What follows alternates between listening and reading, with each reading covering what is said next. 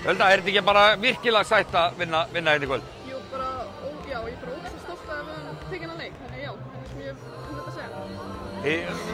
Náttúrulega ætlið ykkur í úrslitaleikin í fyrra, tapið fyrir Þór þá, það voru mikil vonbrigði.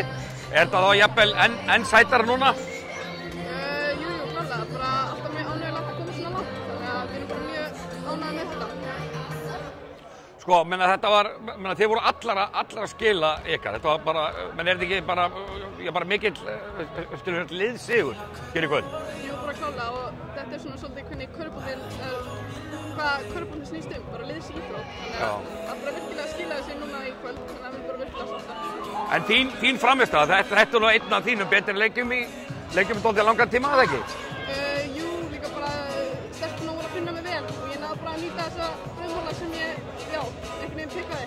Já, og þið náttúrulega sýnið hérna í kvöld, þið eru með hörku gott liðið, ekki? Jú, bara klálega og bara þegar við spilum saman, þá erum við bara illir að Njarðvík. En til að vinna Njarðvík á laugardag, hver er lykillinn að því, svona í fljótu bragði?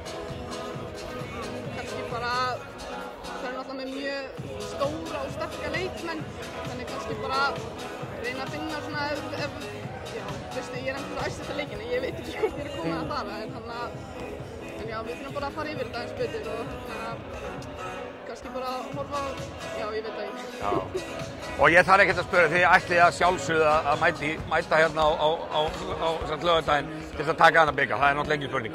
Jú, klárlega, en maður bara mætir alltaf svona leiki, bara svona vinna, og byggakeppnin er bara aftan í keppni, þannig að við erum bara, förum yfir okkur mál og mætum tilbúinir á laugardaginn. Frábært, til lukku. Takk fyrir.